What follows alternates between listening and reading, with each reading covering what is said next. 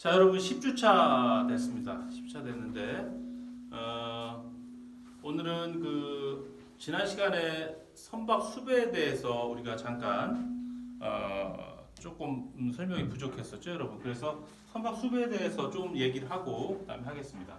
교수님이 지난 시간에 선박을 부킹해야 될 그런 의무가 있는 사람이 누구냐? 수출과 수입 관계에 있어서 수출자가 될 수 있고 수입자가 될 수 있다고 했는데, 일단 이런 거죠. 인코텀지가 우리가 보통 컨테이너 화물을 기준해서 수출 운송할 때는 크게 5가지 형태의 범주 안에 거의 들어온다고 했죠. 그래서 보통 EXW, 두 번째 FOB, 그다음에 CFR, CIF, 그다음에 DDP 이렇게 했어요, 여러분. DDP.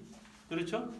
그래서 보통 국제 물류, 국제 운송이 일어나는 구간은 세 구간으로 그때 구분이 되는데, 이렇죠. 청주가 수출자에서 한국에, 청주에서 부산, 그렇죠? 수출지 한국, 그 다음에 수입지 한국, 프랑스 르하브르 할까? 르하브르. 그 다음에 최종 도착지 어디 갈까, 여러분? 파리. 이렇게 할 수 있겠네. 그래서 보통 운송 구간이 수출지에서 내륙 운송 구간인 이 1구간, 그 다음에 해상 운송 2구간, 수입지에서의 내륙 운송 구간 3구간 이렇게 구분이 된다고 했죠. 그러면 지금 교수님이 제시한 컨테이너 화물의 일반적인 운송 조건, 그렇죠? 인코텀지로 5가지 범주로 모두 운송이 이루어진다고 해도 과언이 아닌데, 이 안에 거의 다 들어가죠. 운송 구간을 보면, 책임 구간을 보면 EXW 구간은 여기에요, 여러분. 그렇죠? 수출지, 공장. 수출지, 수출기업, 공장. 그렇죠? 그러니까 여기에서부터 해서, 그러니까 수출자를 기준으로 했을 때 물류비에 대한 책임이 없는 거죠, 자기는. 여기에만 있으면 돼. 그다음에 FOB는 여기죠. 수출자의 물류비 책임 구간이 여기서 여기까지예요. FOB. 그다음에 CFR, CIF는 여기죠. 도착지 한국까지. 이 차이는 뭐라고 그랬어요? 이 해상 운송 기간에 인슈어런스, 보험을 가입하게 되면 CIF고 그렇지 않으면 CFR이죠. 그다음에 DDP는 뭐죠? 최종 도착지까지 누가? 수출자가 물류 비용을 부담하는 조건이라고 했어요. 이렇게 보면 어때요, 여러분? 잘 보세요. 자, 선박을 수배한다는 것은 여러분, 배를 알아보고 해당 화물을 실을 배에다가 부킹, 예약을 하는 것이죠. 선복 예약. 그러니까 선복이라고 해요. 화물이 배에 실리는 공간을 선복이라고 하죠. 스페이스. 선복 예약을 누가 해야 돼요, 여러분? 물류비 책임이 최소한 여기 이쪽 이후로 간 인코텀즈로 계약을 했을 때는 수출자가 있는 거죠, 여러분. 수출자가 책임이 있는 거예요. 즉 셀러한테 선박 수배 의무가 있는 것이죠. 반대로 EXW나 FOB 같은 경우, EXWORKS라고 하는데, EXWORKS 텀이나 FOB 텀일 경우에는 어때요, 여러분? 얘들은 요까지만이 누구 책임? 수출자 책임이에요. 그러니까 여기 이런 경우에는 선박 수배 책임 누가 있어요, 여러분? 수입자에게 있는 거예요. 수입자, 바이어, 그죠? 그렇게 구분되겠죠. 그러니까 선박 회사가 됐든 아니면 국제물류 주선 기업이 됐든 전문 물류 기업 입장에서 여러분, 영업의 대상이 되는, 그러니까 전문 물류 기업, 그러니까 운송사가 됐든 아니면 운송 주선업자가 됐든 프레이트 포워딩이 됐든 이런 사람들이 결국은 고객이 누구가 될까요, 여러분? 주로 제조기업이나 유통기업이 자기 고객이 되겠죠. 그럼 누가 고객일까요, 여러분? 저 기업이, 모 기업이 수출입을 한데, 그렇다고 해서 모두 그 물류 기업의 고객사가 될 수 있을까요, 여러분? 그렇진 않아요. 뭐를 봐야 돼요, 여러분? 그 기업이 어느 조건으로 수출입 거래를 하는지가 중요해요. 예를 들어서 한국에 있는 물류 기업이 한국에 있는 제조기업, 수출입 기업을 상대로 고객을 유치하려고 그래. 내가 그 기업의 운송을 좀 위탁받아 하고 싶어. 그런데 무턱대고 가서 우리에게 운송을 주시오 이렇게 할 수 없는 게 뭐냐면 이 조건이 어떤 조건으로 주로 거래를 하는 기업이냐에 따라서 물류기업인 내 기업의 고객사가 될 수도 있고 또는 잠재적인 고객이 될 수도 있고 그렇지 않을 수도 있고 그래요. 무슨 의미겠어요, 여러분? 선박 수배에 대한 그죠?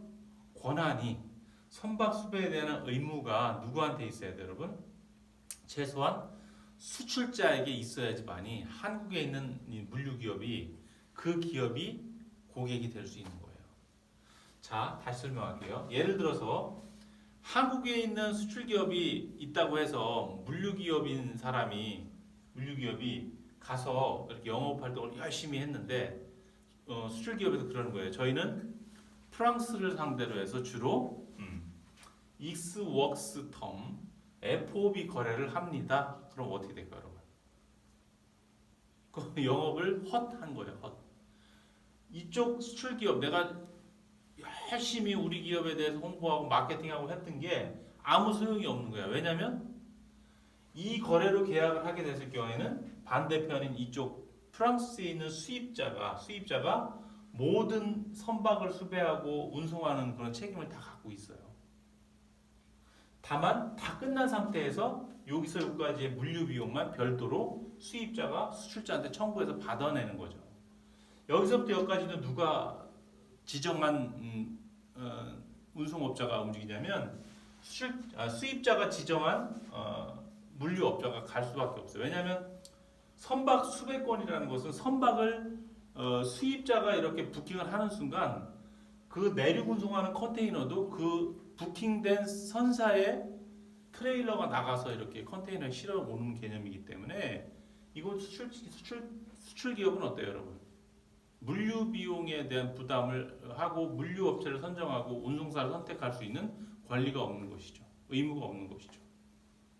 그러니까 이런 경우로 예를 들어 거래를 하고 있다. 근데 이걸 물류기업에서 영업 대상이 안 되는 거예요. 최소한 이 정도 거래를 했을 때 한국에서 수출 거래를 할 수 있는 물류기업의 고객이 될 수 있는 것이죠. 그렇죠? 그러니까 EXW FOB 조건이라고 해서 또 다 고객이 안 되는 건 아니에요. 예를 들어서 한국에 있는 수출 기업인데 반대로 EXW나 FOB 조건으로 프랑스에서 수입을 해온다. 그럴 경우에는 또 어떻게 돼요, 여러분? 그러니까 수출자 수입자가 반대가 되죠. 한국 기업이 이 조건으로 프랑스에 수입을 해온다. 그러면 어떻게 돼요, 여러분? 한국 기업이 수입지에서부터 끌어올 수 있는 물류비 부담 책임이 있고 선박 수배의 의무가 있고 그렇게 되잖아요. 그럴 때는 다시 또 고객이 되는 거예요. 좀 어렵죠. 헷갈리지 마시고 이것도 오프라인에서 좀 자세히 설명을 해야 되는데 하여튼 이런 조건에 의해서 선박 수배권자, 수배의 의무가 있는 게 나뉜다.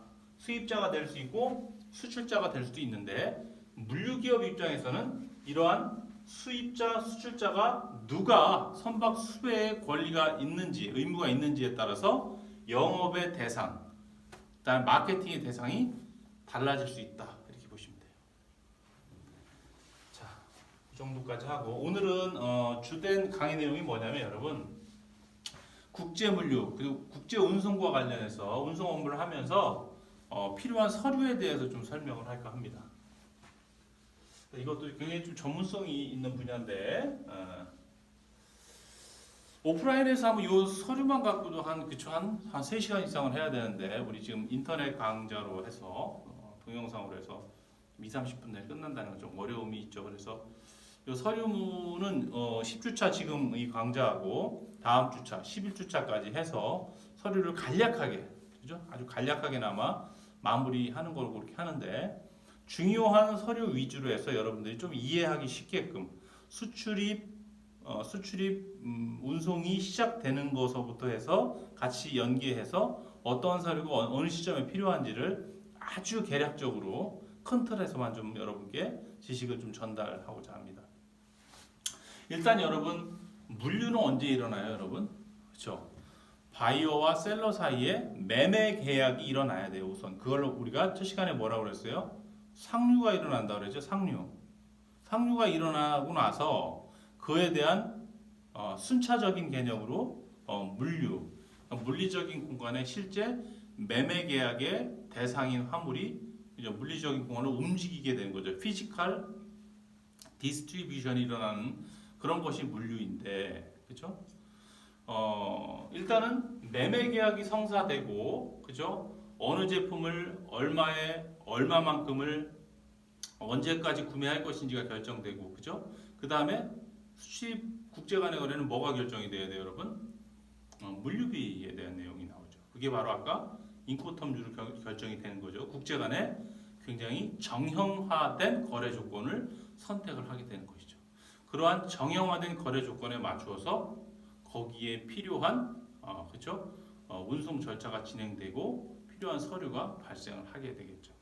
자, 제일 먼저는 여러분 일단 수출자와 수입자 사이에 상류가 일어났어. 매매가 일어나고 매매 계약이 성사된 것이죠.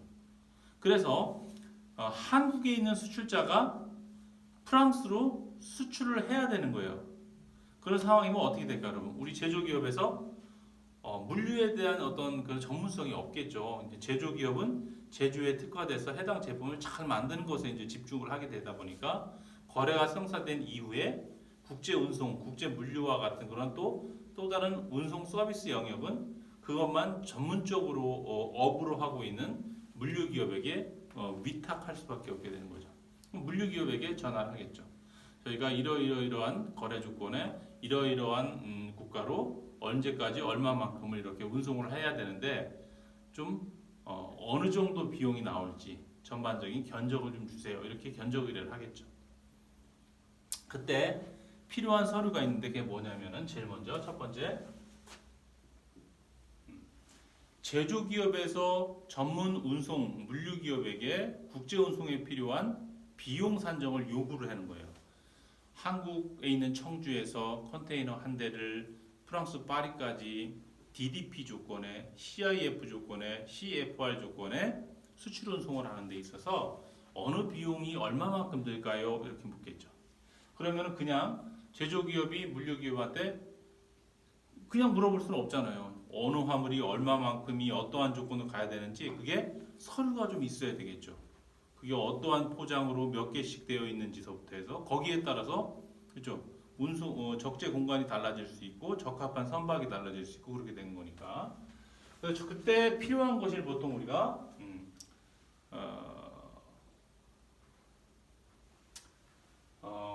첫 번째 서류가 여러분 이거예요. 커머셜 인보이스.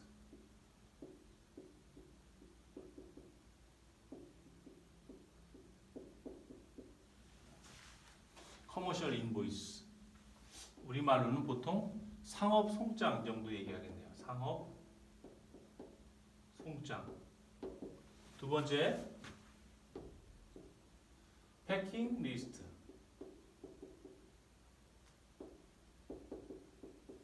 패킹 리스트 이렇게 얘기하죠.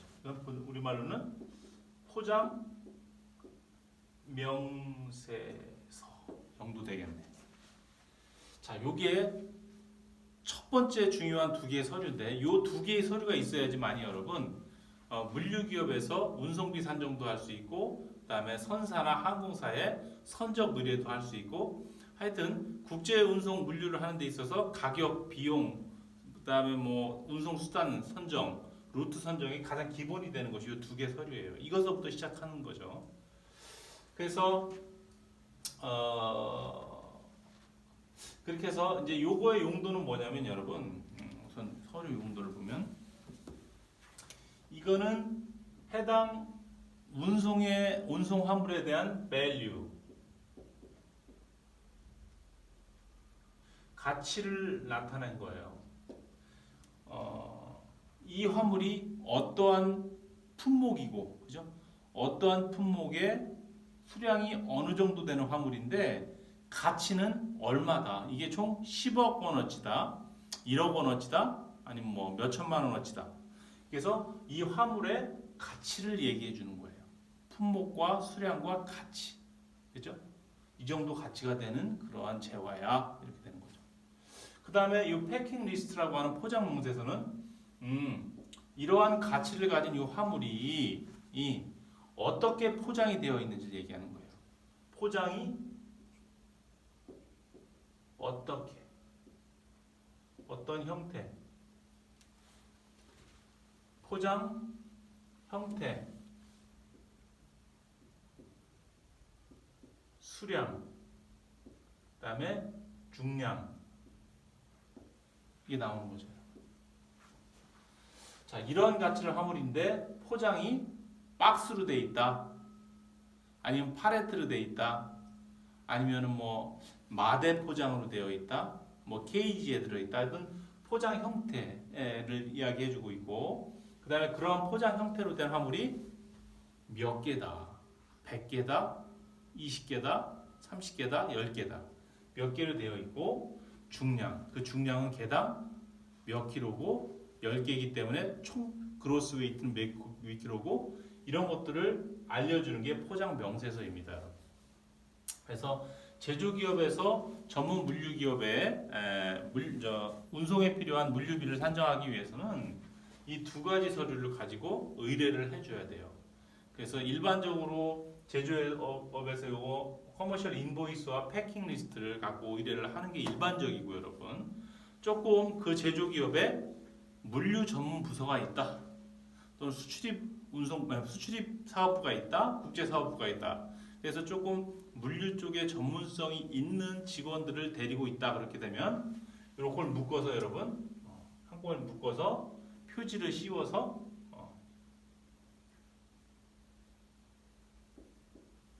SR이라는 서류 단위로 만들어서 의뢰를 하게 되죠. 그걸 보통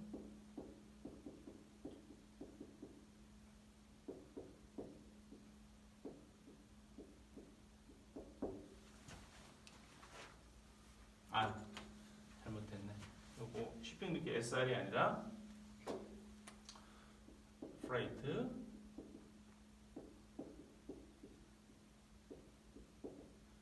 자, freight inquiry. 그래서 견적 요구서 이렇게 얘기합니다. 그래서 일반적으로 이렇게 각자 주기도 하고, 조금 물류에 대한 전문성 있는 기업은 두 개를 묶어서 Freight Inquiry라는 그러한 타이틀로 해서 이렇게 의뢰를 하게 되죠. 그렇죠?